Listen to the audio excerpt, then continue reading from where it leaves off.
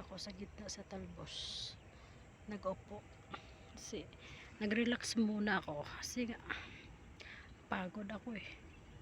Nagtanim kami. Tapos, nagpataba ako.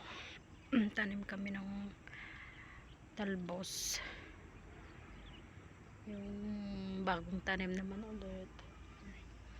Ito yung mga 3 linggo na ito tinanim namin.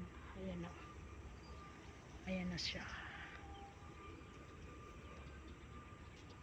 Naglago na siya. And guys, so may makikita na tayong lumago. Kahit pa paano, hindi na tayo kasi lumago na ang mga pananim. Naawa ng Panginoon.